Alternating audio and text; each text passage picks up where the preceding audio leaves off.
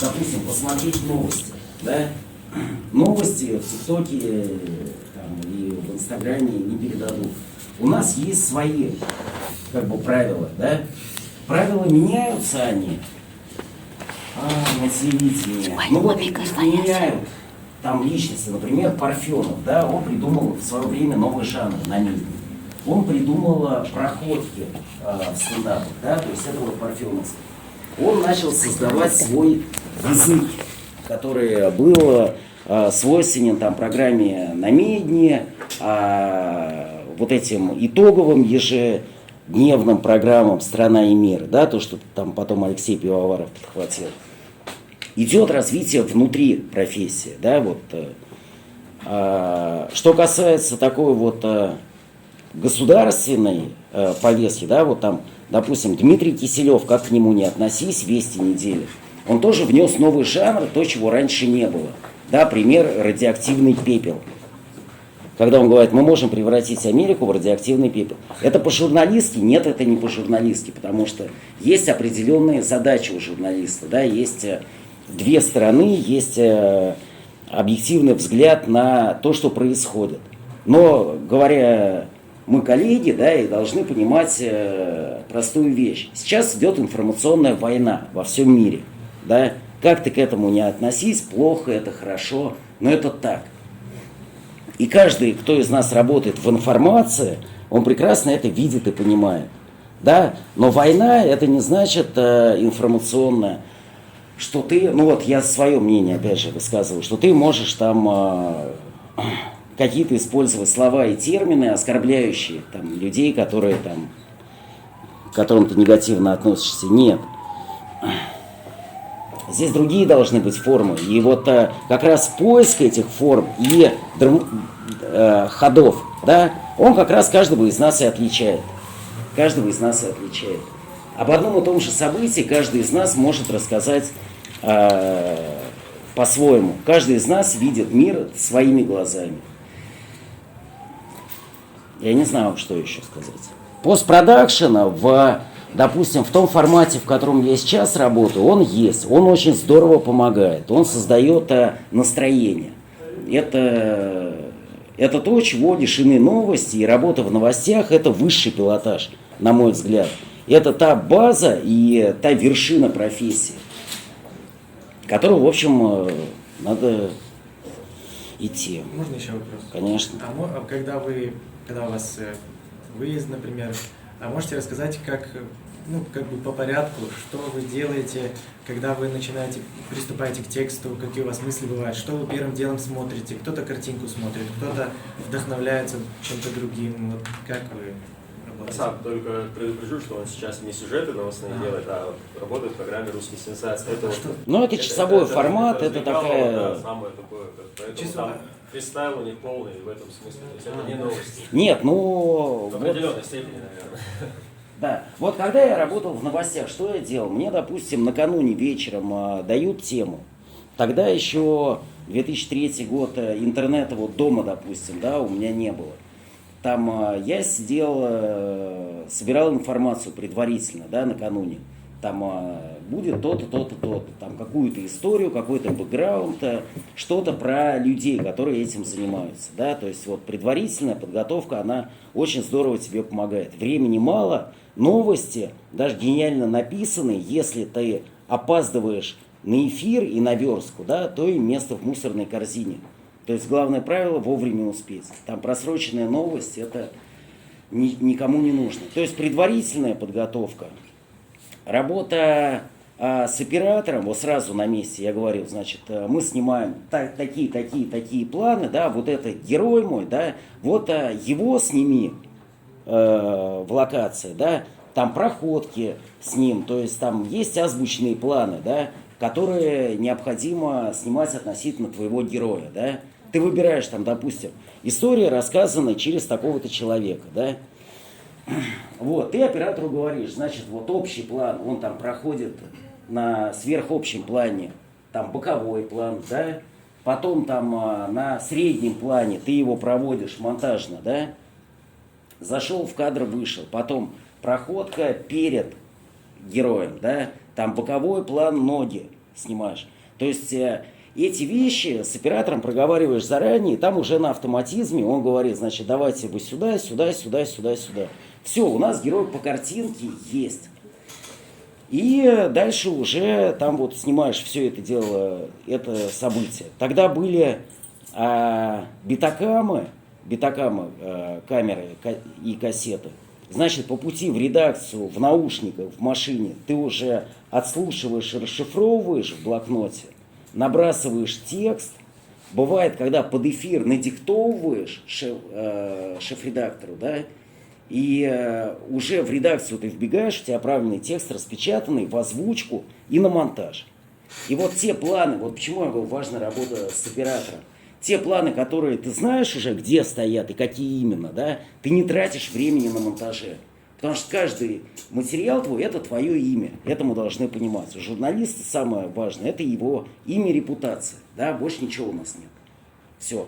Только имя, репутация твоей работы. Тот, кто работает в кадре, он ставит свою фамилию. И никого не волнует задание редакции, задание твоего руководителя. Ты ставишь свою фамилию, вот ты, Михаил Попов, ты сделал то, что ты сделал.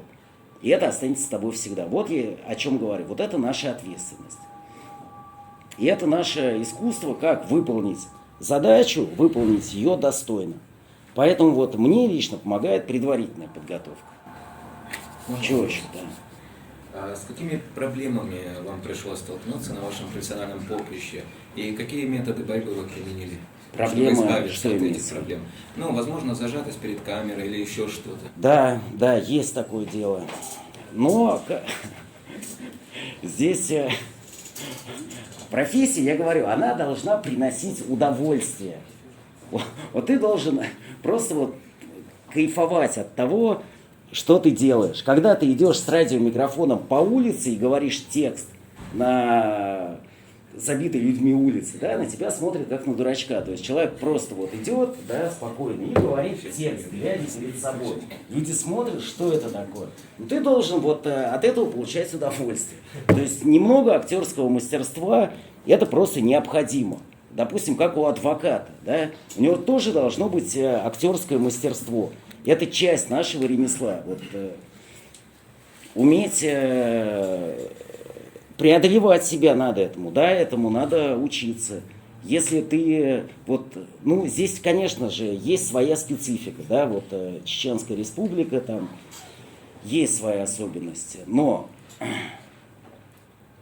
немного актером быть, да, мне кажется, Не помешает. не помешает абсолютно. Проблема с дикцией, да, с голосом. Тоже тренировки. Тоже работа над собой. Допустим, там разминка лица, да, лицо, как любая другая мышца. Многие пренебрегают этим. Это ошибка, мне кажется. Лицо надо разминать обязательно перед озвучкой. Там не есть сладкого, чтобы там ты спокойно мог говорить. Есть свои фишки, которые необходимо делать. Вот, допустим, в вестях есть специалисты по работе с дикцией, да, и посещение их было обязательно. Это, я считаю, очень хорошо и правильно.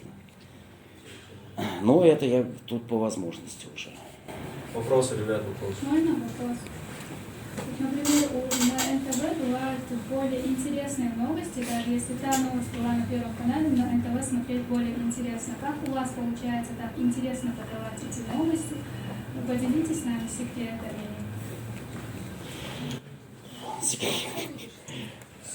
Здесь, ну, здесь, мне кажется, я понял, о чем вы спрашиваете. Да, новости на НТВ, они имеют свою специфику. И это вот то, что нашел и заложил Парфенов. Леонид Геннадьевич еще там вот в начале нулевых, в конце 90-х. Раскованность в кадре корреспондента, но не расхлябанность. Работа с текстом. Работа с оператором, монтаж, да. То есть вот эти составляющие. То есть это школа Парфенова. Как ты к этому не относись, да, это вот человек, который совершил революцию вот в нашей профессии, на мой взгляд. Это вот оттуда идет. Оттуда. Да, по поводу объективности информации, вот вы сказали, что каждый видит по-своему. Да. Журналисты, даже ведущие международных телеканалов, говорят, что абсолютной объективности нет в журналистике. Как вы это воспринимаете и насколько можно отходить от объективности, чтобы потом не прогореть? Вопрос. Да, каждый из нас видит по-своему. Если мы берем какие-то политические вещи, да, особенно политические вещи, я вот свое мнение высказываю, да, то мы должны понимать, что да, мы являемся частью информационной войны. Да? У нас есть своя точка зрения, у нас есть позиция, там, грубо говоря, Кремля и Министерства иностранных дел. И я вот как представитель федерального телеканала придерживаюсь этой точки зрения. И было бы странно, если бы я придерживался другой. То есть я не вижу в этом противоречия, потому что вот объективности как таковой истины, да, ну это не про телевидение, не про современное мировое телевидение. То есть этого нет нигде. Каждое там американцы, англичане, французы, каждый выполняет свою определенную задачу. Это факт. К нему можно по-разному относиться, но это правда то, что происходит. Поэтому есть у тебя свои установки, у них свои установки. Да? И здесь важно не ошибиться в фактуре. Не ошибиться в фактуре, чтобы очень четко те факты, которые происходят, там статистика, место, вот как вчера был скандал, да, представители британского МИД, по-моему, да, там министр иностранных дел, да, Великобритании, да, на встрече с Лавровым говорит: слушайте, вы когда дадите независимость, там, да, вот это незнание фактуры. В итоге мировой ляп происходит. То есть ты можешь придерживаться разных точек зрения, но фактуру ты обязан знать. Да, вот мы не имеем права в ней ошибиться, потому что один прокол по факту в мелочи, да, имя перепутал, фамилию, место, да, это просаживает полностью всю твою работу, перечеркивает. Поэтому вот так, мне кажется. Главное опираться на факты. Да. Работая новостником, возвращаясь в прошлое, какой концепции построения текста вы придерживались? Был ли у вас основной скелет, от которого вы отталкивались? Основной скелет. Да. Шаблон, так скажем, грубо говоря.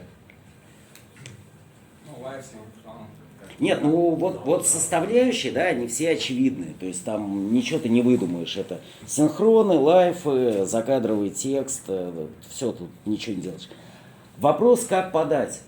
Это главный вопрос творческий, да? Потому что о событии мы можем рассказать там то-то, то-то, тогда-то, тогда-то произошло. Но ты, допустим, можешь рассказать об этом событии от лица человека, неожиданного, который, казалось бы, не имеет отношения к этой истории. Выстроить через него заход. Ты можешь рассказать, грубо говоря, от лица какого-то предмета, да? Там вот этот камень, там ему 120 лет, да, он видел то, да, сейчас вот он видит такое. Ты можешь от лица неодушевленного предмета рассказать.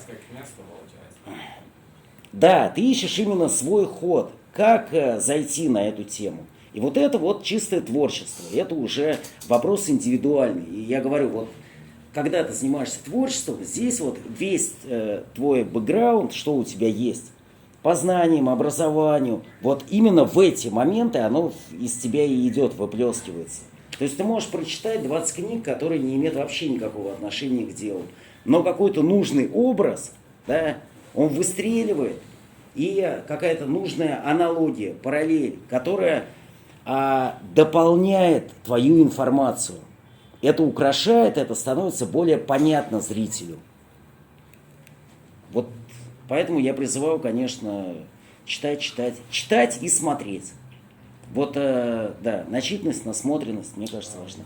Есть, может быть, какие-то авторы новостные, конкретно новостные, вот такого новостного формата, будь то телевизионное, региональное какое-нибудь телевидение, которых можно смотреть и учиться? Конечно, есть, конечно, есть. Вот, да, вот мне, допустим, очень нравится вот наш коллега Сергей Брилев из телевизионных. Алексей Пивоваров, который сейчас ушел в интернет делать свой проект, это там ученик Парфенова. Леонид Геннадьевич Парфенов, тоже за ним любопытно наблюдать. Вот он сделал фильм там «Русские евреи», «Русские грузины». Это хорошая такая вот добротная, лично его журналистика. А вот если конкретно, Публицистика. которые сейчас работают в данный момент, и не о таком большом формате, как, допустим, Пивоваров, а конкретно на Новостники, да? Да. Ну вот, допустим, на НТВ Алексей Квашенкин, да, наш коллега, мы с ним работали в программе «Максимум».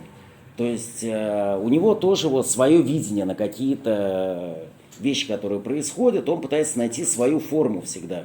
Даже новостной сюжет. Вот, кстати, Квашенкин, да, пример. Насчет Пивоварова, Да.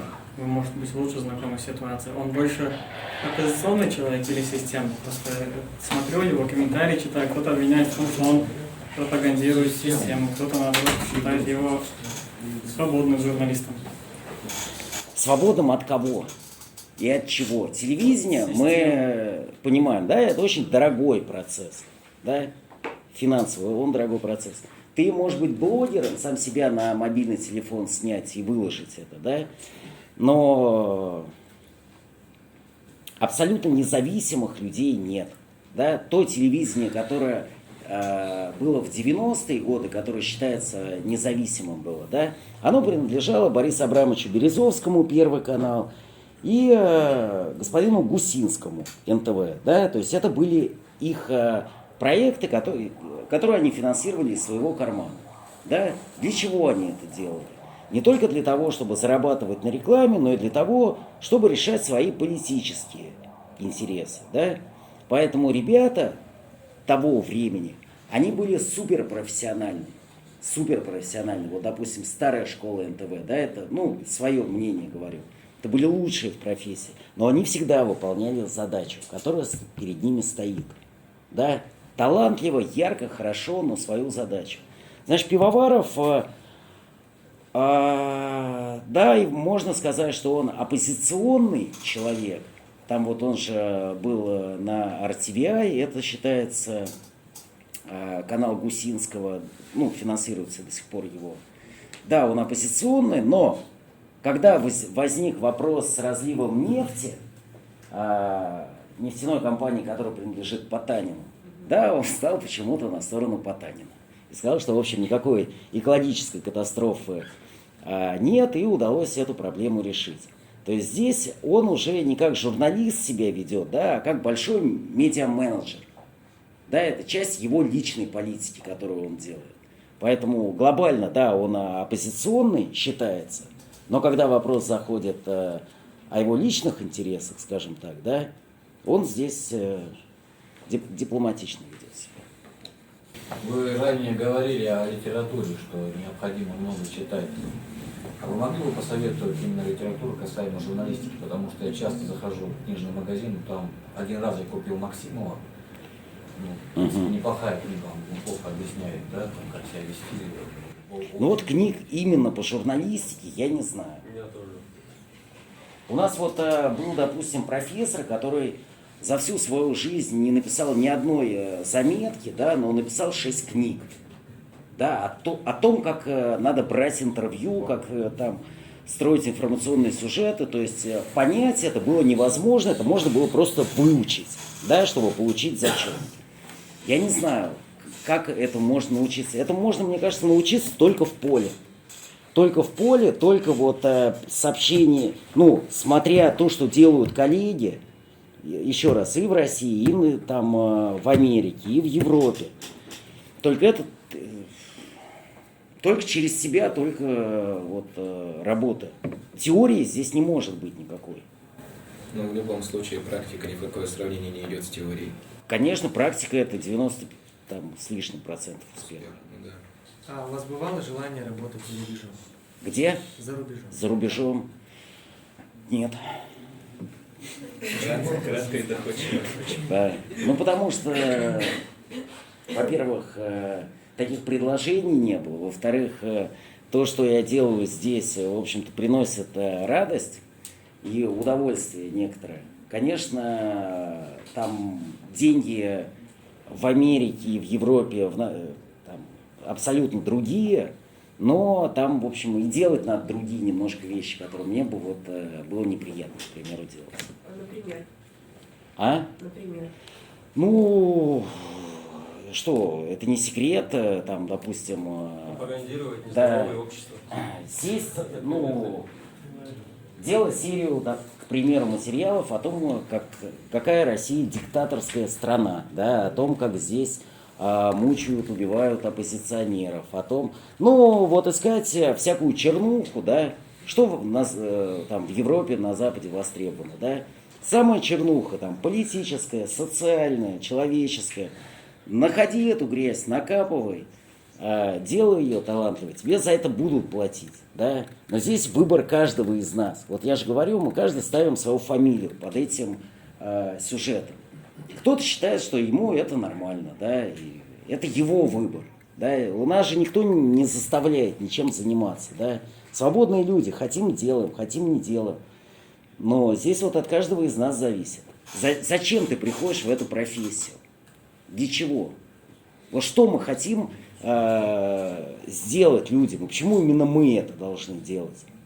Ведь есть люди там в 100 раз талантливее, чем вот те, кто работают, да, на телевидении, но так сошлось все, да, что именно ты оказался на этом месте. И ты должен понимать, почему именно ты и что ты хочешь на этом месте сделать. Вот что. А что касается идейной стороны конкретно вашей работы? Идейной. Да, и именно конкретно вот идея вашей работы, и, может быть, есть какие-то материалы, которые стоит нам посмотреть? Ну, свои работы хвалить не скромно. Свои работы хвалить не скромно. Что касается идеи, да, хочется рассказывать какие-то истории, которые, ну, во-первых, не навредят, да, то есть ты не показываешь уж, если молодежь и смотрит телевизор, да, то хочется говорить на интересном им языке, интересной им истории, да, и в конечном итоге твоя вот эта вот работа, она сводится к чему? Первое, это не навреди, да, человек, который смотрит. И в идеале, и такое было несколько раз. Там вот я с 16 лет работаю в профессии, был там пару раз, когда удалось помочь кому-то. Это вот вообще высший пилотаж, ты понимаешь, что да, эта вот профессия, она не зря туда пошла. Вот. Какой хронометраж у одной отдельной серии, скажем так? 48 минут. А отдельного репортажа у вас, именно «Русские сенсации»? «Русские сенсации» — это 48 минут. Это стабильный хронометраж плюс реклама. Это одна целая история или разные внутри программы? Раньше было, допустим, один выпуск, это могло и 5, и 6 различных историй, связанных одной темой. Сейчас мы делаем в основном моноистории, да. То есть вот мой последний выпуск был, взяли интервью у сына Бен Ладена, да, Омара Бен Ладена. Вот, нашли его во Франции. Сколько Да. времени занимает подготовка стандартного такого, да, объема контента? Сколько людей в этом задействовано? Ну и чуть про внутреннюю технологию интересно. Да, стандартов никаких нет. Вот, допустим, переговоры с сыном Бен Ладена, они шли 3 года. То есть у нас в редакции два автора, которые вот мы работаем там практически вот недели через неделю, или там 2 подряд, потом 2 подряд коллега моя делает, или там 3 подряд, ну то есть вот такой. Около 10-12 у нас продюсеров. Это главная сила и главный мотор нашей программы, это вот наши продюсеры. Значит, ты работаешь вместе с ними, ты можешь предлагать тему, да, вот ты приходишь, говоришь, вот такая тема, да, руководство говорит, о, давай, окей, разрабатывай. Ты сам ее делаешь, там продюсеры делают. Но такое бывает нечасто, в основном ищут они. Они находят, предлагают, утверждают, и уже на моменте утверждения вы вместе разрабатываете, да. Вы ищете ходы такие, чтобы герою было интересно самому участвовать в съемках.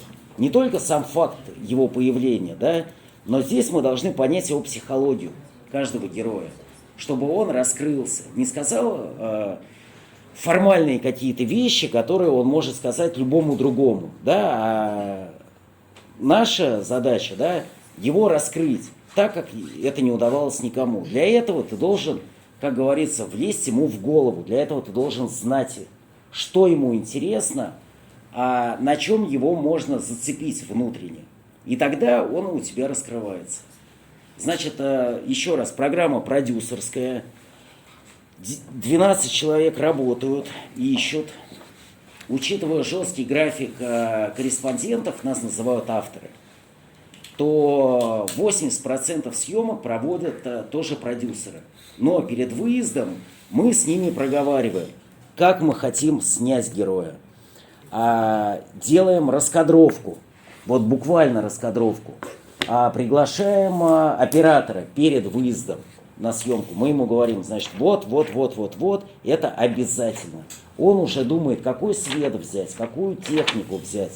GoPro, там, коптер и так далее. Ну, то есть, задания, то есть. Да.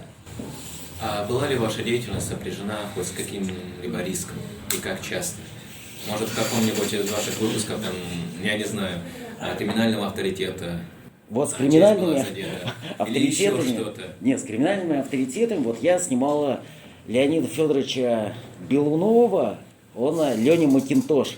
Такой вот авторитет из 90-х, живет во Франции, сейчас там своими делами занимается. Но вот с ним как раз проблем не было, он такой харизматичный человек. Нет, не было. А проблемы были, когда мы снимали открытие федеральной трассы, не буду говорить какой, которую по документам уже открыли. И мы когда поехали вместе с министром, не с министром, замминистра транспорта, и эта федеральная трасса закончилась, да, хотя она должна продолжаться. И вот джипы с триколорами, да, они поехали по тайге, по бездорожью, и они сели. Да, их тракторами вытаскивал. Там этот замминистра сидел в своем крузаке, нервничал. Мы это сняли, мы это показали, потому что мы согнали это под эфир. И это было в 8-часовом выпуске «Вестей». И вот утром, все началось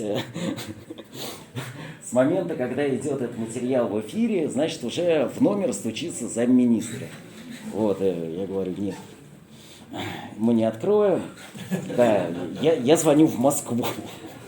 Вот, проблему удалось решить, там ничего такого вот мы криминального не сделали, но просто вот несколько вот этих вот кадров просто попали. Ему не понравилось. Да, ему просто не понравилось. Да. Вот.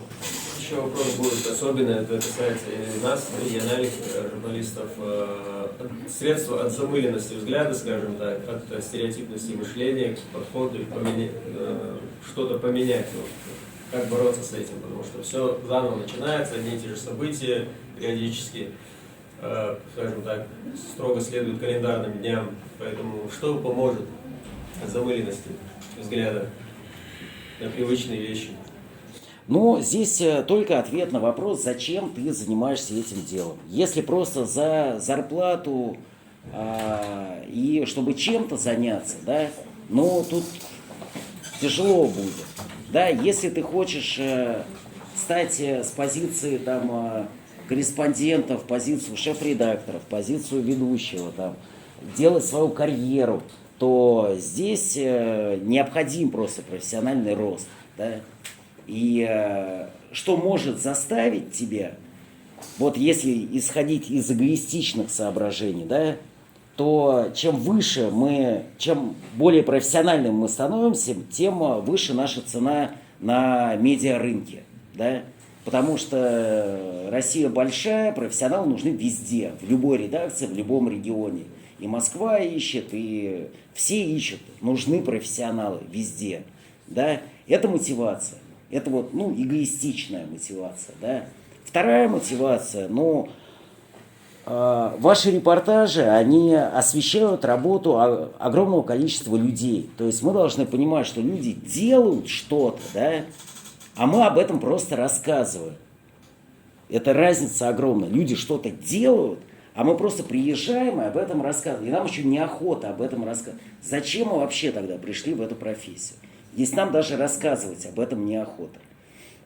Тогда надо уходить и сказать что-то другое. В этом тоже нет ничего страшного.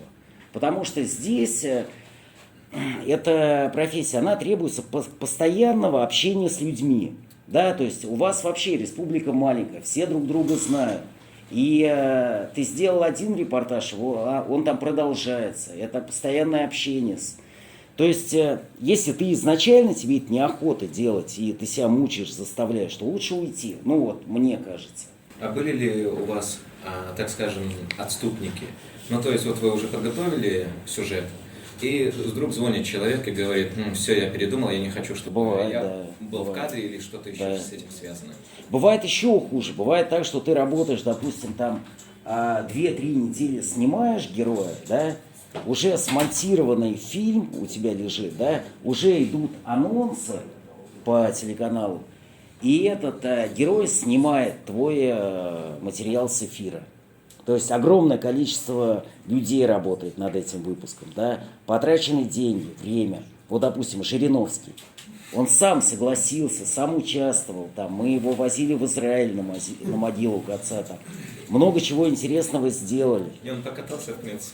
довольно Да, и остался. он просто вот звонком снял материал с эфира. Такое бывает. И это тоже часть нашей профессии. И это бывает не только в России, да, это бывает там в любой стране мира. Но это факт. Да, ну. В связи с тем, что Жириновский отменил весь эфир, да? Да. Как эмоционально выдержать такой момент? Ну, как? Это очень противно, неприятно, но я говорю, но это часть профессии, да, ты к этому должен спокойно относиться. Ну как, вот тебя грязью машина проехала по луже, да, и тебя грязью окатила. Ну вот что ты будешь делать? Ну вот так получилось. Ну вот, да, вот проехала, она окатила тебя. Ну что? По идее, журналист должен быть максимально стрессоустойчивым. Конечно, конечно. Максимально. Да. Михаил, говоря о замыленности взгляда и о стереотипности мышления, наверное, имел в виду даже элементарно взять вашу поездку в город. Да. Я уверен, что вы начали бы описание, повествование этой истории уже с другой стороны, как-то по другим углом, и вас удивило что-то то, на что мы смотрим одним и тем же взглядом. Нас это уже не удивляет.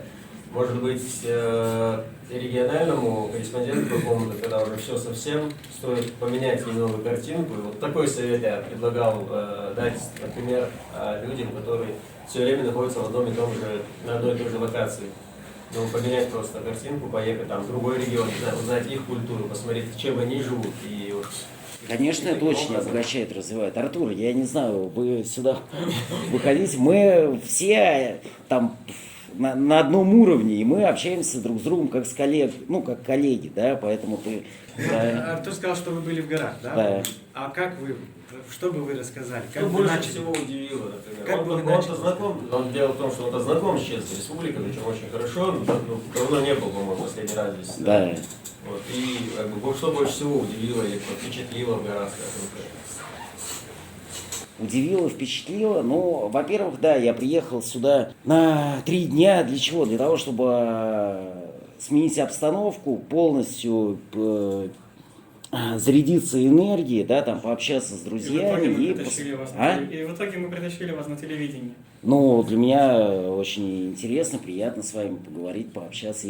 Если хоть что-то из того, что я говорю, может быть полезно, да, то это будет прекрасно. Это будет прекрасно. Что в горах хорошо, да? В горах ты чувствуешь, что ты там меньше любого камешка, что ты часть вот этого мироздания. Это ты видишь буквально.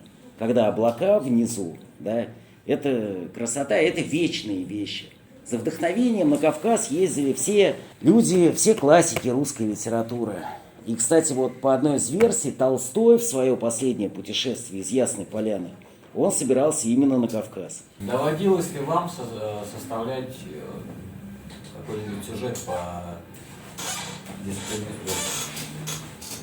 дискриминации? Нет, когда человека обвиняешь в ложном. Когда человека обвиняешь в чем? Подожди. А вот рассказать вообще художественный, документальный фильм, создание, структуры. Как раз таки я в художественной редакции, и мне интересно, мы работаем как раз над проектом, историческим проектом, и мне тоже интересно, как вообще создается главный центр при создании художественного. Да, значит, вот у меня был опыт, в Дагестане мы делали документально-художественный фильм «Право на выбор», есть в Яндексе. Значит, идея была в чем? На основе документальных событий и реальных историй мы начали со съемок документальной картины, да, то есть мы встречались, значит, фильм назывался «Право на выбор», задача была попытаться понять, почему молодежь ходит в горы, да, вот становятся боевиками. Там 18-25 лет, проблема многоуровневая, да, как о ней рассказать? Вот мы начали с того, что стали встречаться с семьями этих ребят, с этими ребятами, кто там сидит, кто там не сидит, но об этом рассказывает, да, там из других регионов. Вот, стали общаться с людьми, которые пытаются вернуть их, комиссия по адаптации, по реабилитации боевиков. А не Вот. опасно ли такой сюжет? Ну, ты журналист, и что значит опасно, не опасно, Там же, это... по-моему, актеры отказывались некоторые. Актеры, да, Было отказывались интересно, некоторые конструкцию сниматься. событий, да? Да. То есть, по сути, журналист не должен думать об опасности, да? Его можно подстерегать на каждом углу. Нет, ты должен иметь ответственность, да, за свою съемочную группу, за свой коллектив. Ты должен просчитывать те моменты, которые могут быть там, от которых можно, получить проблемы, да. Ты их должен минимизировать.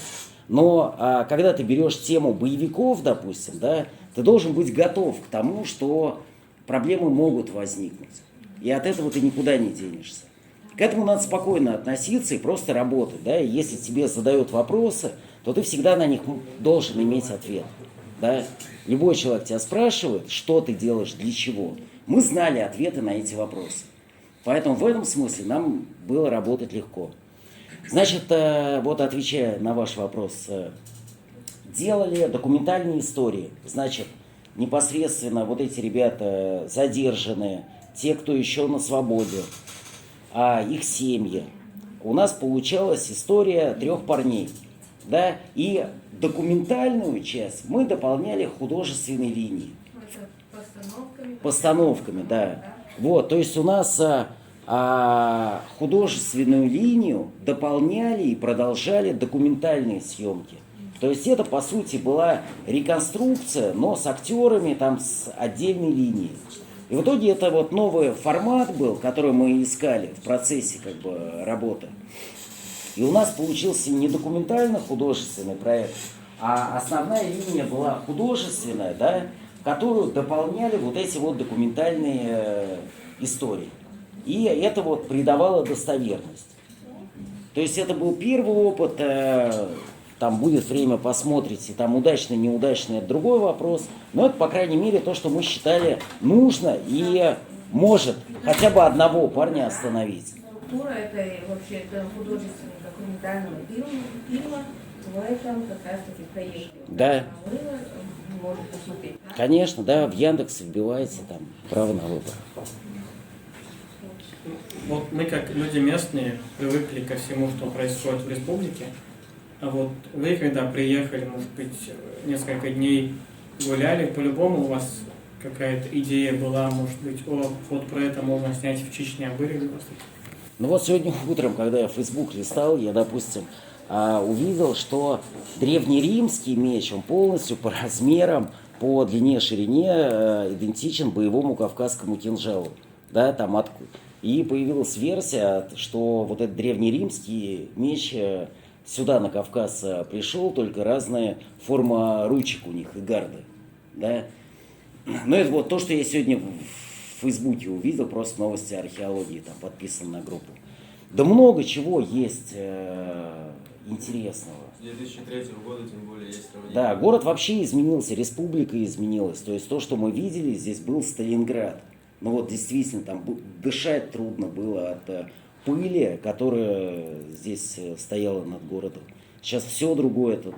Это абсолютно новый город, новая республика. Это производит Но про это, впечатление. например, много чего снято, много чего рассказано. И как можно как-нибудь освежить или по-другому подойти может быть, к циклу сюжетов про изменения в республике?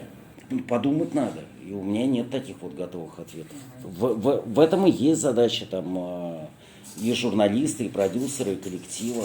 То есть вот то, о чем я и говорю, чтобы найти ход, да, тут надо мозг наморщить, да, и чтобы было что морщить. Нужно подпитывать этот Нужно его обязательно подпитывать каждому из нас и постоянно. Иначе, если ты остановился, да, то следующая стадия, да, это деградация. То есть ты понимаешь уже, что ты двигаться вперед не будешь, это очень плохая ситуация. Деградация тоже есть свои плюсы. Ты осознаешь, что ниже уже некуда. А бывали случаи, когда все шло не по плану и приходилось как-то выкручиваться? Вообще, насколько важна импровизация в журналистике?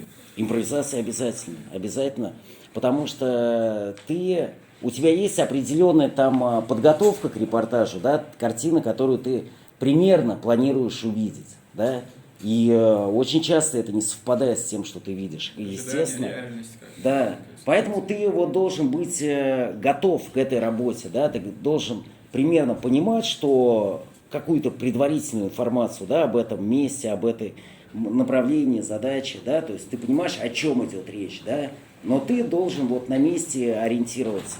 Но импровизация можно назвать основной составляющей журналистики. Без нее ты, в принципе, не справишься с этой деятельностью.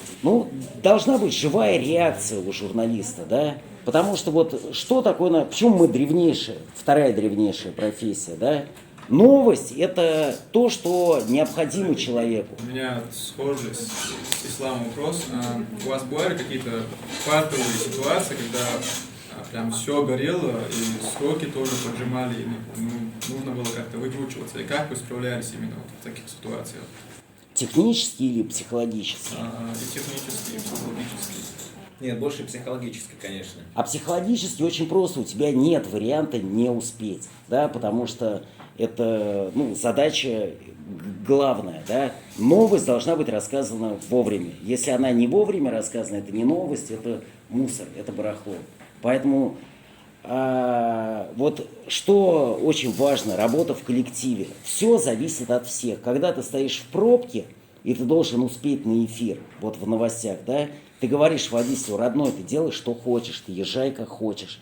Там с нарушениями мы будем разбираться, там все редакции потом. Нарушай, но мы должны успеть. Я так 2 штрафа оплатил. Вот. Вы говорите пробка, там еще что-то, а бывает, что этот пад, то есть вы не успеваете по вашей вине, то есть что вы что-то не успели сделать. Это уже непрофессионализм будет, мне кажется. Опять-таки, как вы, то есть что вы... Если ты не успеваешь на эфир, да, что... Либо следующий эфир, либо все в холостую. Я понимаю, у вас здесь есть своя специфика, да, но вот что отличает лично в моих глазах вот Чеченскую республику, да, здесь есть люди чем-то начинают заниматься, то они это делают с остервенением, грубо говоря, да, то есть они пытаются вот дойти до сути. Если там спортом занимаются, да, там выдающиеся достижения, если наукой занимаются, есть ученые, которые там создают прорывы, да. И в журналистике вы можете добиться огромных высот, потому что это вот в вашем характере. Чеченцы очень коммуникабельные, очень общительные люди, с отличным чувством юмора, с отличным чувством самоиронии. У вас, мне кажется, нет вообще никаких преград для того, чтобы стать одним из флагманов российской журналистики. Правда. Техническое оснащение есть, там что снимать и как снимать есть. Поэтому здесь вот просто надо вперед двигаться, и тогда качественно изменится просто вот там. Здесь есть огромный стимул, куда расти. И вы это можете делать, и для этого есть возможности. Поэтому здесь просто надо делать. Как говорил Конфуций, чтобы дойти до цели, нужно только одно – идти. Поэтому удачи вам Идите. Спасибо. Было желание оставить